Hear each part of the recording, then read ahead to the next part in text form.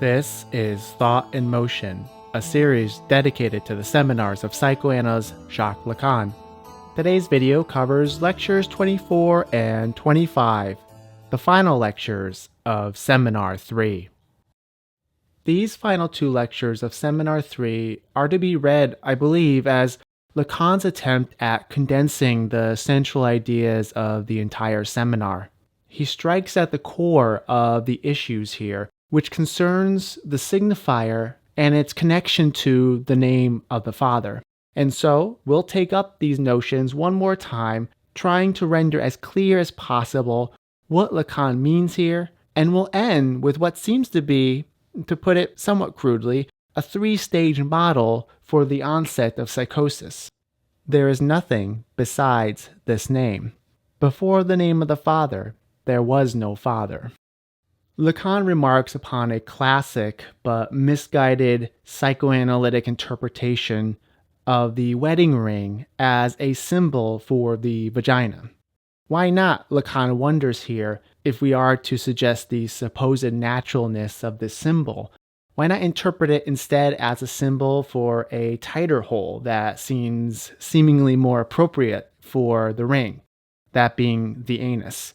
Here Lacan is playing with the French word for a wedding ring, which is l'anneau de mariage, and the word for anus, l'anneau. His point is not to affirm any of these interpretations, but instead to demonstrate that one cannot even make such an interpretation if we didn't already know what a wedding ring is. That is, one possesses a signifier for it. We can imagine societies in which wedding rings don't exist, and so where these symbolic interpretations make no sense. In other words, without the installation of the name, nothing can be recognized of the meanings that are given to it, whether symbolic or otherwise. And this is what he means when he brings up the example of a rainbow in these lectures, in which the name brings it into existence. Lacan notes how animals pay no attention to rainbows. It's only us who give it a name and for whom rainbows exist. So the rainbow, though on a material level is only a mirage of sun rays reflecting through suspended water droplets, is made to exist only in naming the rainbow as such. As he says, it's only in relation to the that's it, c'est cela, that it is at all. And this allows us to understand the second line quoted. Before the name of the Father, there was no Father. If you're told you're going to be a father, this only makes sense if you have internalized the signifier Father in the first place. If one does not have that signifier, then such an utterance starts to take on a life of its own, as exemplified in the case of Schreber. But before addressing the implications this has for psychosis, as Lacan will describe it here in these lectures, let's take up what Lacan says of the function of the Father here. In previous videos, it's been mentioned that the function of the Father is to unite desire and law, the name and the know of the Father. And it's this function that positions the subject in such a manner that it can acquire a stable identity and reality. The Father has also been identified as the third party that intervenes in the imaginary relationship between mother and child. He describes this imaginary relation in these lectures in terms of a reciprocal phallicization, whereby the mother has an imaginary phallus for the child, and the child is the imaginary phallus for the mother. However, because its relation established around what is in fact an imaginary lack of the phallus, the mother has none and the child is not one, there arises a kind of internal alienation for the child, and feelings of hatred begin to emerge. The function of the Father, the symbolic Father, then is to represent the phallus for both parties in a manner that comes to mediate the contentious relationship between mother and child, without which the phallus would continue to operate in the sphere of the imaginary and acquire all sorts of unexpected meanings. Personally, I always get a little tripped up when Lacan frames these interactions in terms of child, mother, and father. Perhaps because my mind wants to take this phrasing too literally. However, Where it does make sense to me is when I think about it not from the perspective of childhood, but from my present adult frame of reference. So when I was in graduate school, as is typical, I was assigned an advisor and put into an advisee group. One of the advisees was someone that in some ways was quite like me, especially in regards to our shared passion for bringing together philosophy and psychology. However, this other advisee, who became and still is a close friend, was much better positioned than I was to succeed. He was far more charismatic, far more fluid in his thinking and writing, and was much more adapted to fit within the particular culture of that graduate school environment than I was. Consequently, I went from a position of prominence in my college experience to feeling inadequate and insecure as I was experiencing myself frequently being eclipsed by him. So we might say that I was in a kind of imaginary relationship with someone I identified with and for whom I felt a mixture of love and hate vis-a-vis our relation to the imaginary phallus, which in this situation I would identify as the esteem and respect of our advisor. Now, if things remained at that level, it would probably have ended very badly for me. I would have completely come to pieces over time, and indeed, there was a certain degree of fraying at the edges for me, whereby I engaged in some self-sabotaging behaviors that made it a little bit more difficult for me to succeed in graduate school. However, what kept things together ultimately was the fact that my advisor also represented to me an authority that had the power to position me and grant me access to substitute satisfactions. From my vantage point, he held incredible sway over my early career, and for this reason was a tremendous source of anxiety for me. He was the one who could write letters of recommendation, who could offer teaching assistant positions, and who was ultimately the gatekeeper for whether I would successfully pass my dissertation defense. And so this figure of the father, my advisor, possessed the symbolic phallus that would mediate my relationship with my friend, preventing things from getting out of hand, and forcing me to accept the loss of my previous enjoyment, my jouissance, for the sake of some substitute satisfactions.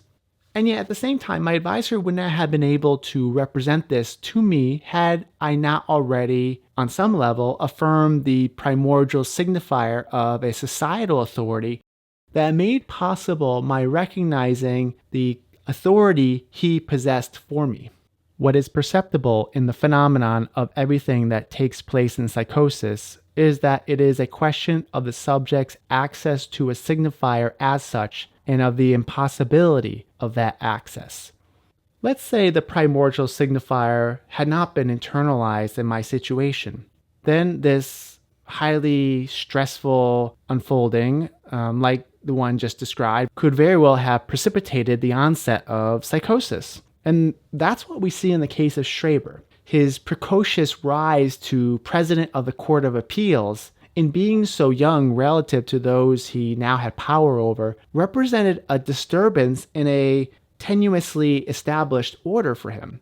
Additionally, he was disturbed when his doctor offered help with sleep so as to become more fertile. This in light of Schreber's wife having had several spontaneous abortions. The recommendation disturbed Schreber enough that he refused to sleep and even attempted suicide that very night. These situations for Schreber represented major disturbances rather than merely significant stressors because according to Lacan, he lacked the major signifier that would allow him to hold himself and his reality together. So in that situation, what happened to the signifier of the father?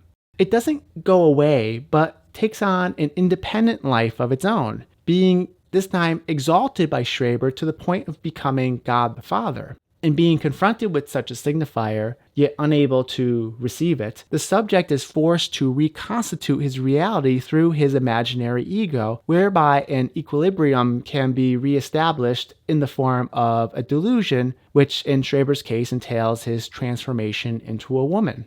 And here we begin to understand what Lacan has to say about the thou, the you, that we analyzed in the previous videos and which he resumes in lecture 24. He again picks up the analysis of the sentence, "Thou art the one who wilt follow me." But let's go back to the utterance, "You are going to be a father." In this sentence, who does the you refer to? Well, if it was spoken to me, I would readily identify it as me. It's my ego, but this is only because I have already internalized the signifier of father that can structure the meaning of this sentence in such a way that I can come to what would be an expected understanding of it. But what if I hadn't internalized that signifier? Then the sentence imposes itself as a kind of foreign voice. It may be what Lacan means when he says the id speaks. And as a reminder, the id, in the way Lacan uses it, usually refers to the unconscious subject. And who is this id speaking to? Who is the you that is now depersonalized? This you, this depersonalized free-floating signifier, is the big other. But the big other reduced to the constraints of an imaginary little other. So what we have here is the unconscious subject speaking with the big other, but in a manner that is no longer contained as an internalized discourse, but resides externally as a continuous commentary that is itself contained within an imaginary reconstruction of reality by the ego. And this unfolding represents what might be considered Lacan's three-stage model for the onset of psychosis. Stage 1 is a dissolution of imaginary relations upon encountering the foreclosed pure signifier that arise from the field of the big other. Stage 2 entails a decomposition of discourse, whereby the speech between unconscious subject and big other becomes an externalized, incessant chatter emerging from the real. Stage 3 is an imaginary reconstitution of reality, whereby the ego of the subject dominates and produces indubitable meanings to make sense of the situation, eventually resulting in well-formed delusions. To conclude, we can say that the major difference between neurosis and psychosis is a matter of language. In psychosis, the concern entails the existing links between the signifieds, meanings, and the signifying structure that the subject has become entangled within. In psychosis, the issue entails the subject's direct encounter with the signifier as such, the pure signifier detached from signifieds. Without this appreciation of the role of language, Lacan thinks, will not be able to make sense of psychotic phenomena and will instead render such phenomena within the constraints of the imaginary alone. If you found this video helpful and it's within your means, please consider making a one-time super thank you donation. You can find the super thank you button below this video. If you wish to be an ongoing supporter of this channel, you can do so on Patreon, where I offer finalized transcripts of videos and unedited materials. I would like to thank the following for already supporting this channel on Patreon. You can also support this channel by liking and sharing this video and subscribing to my channel. And this completes Seminar 3.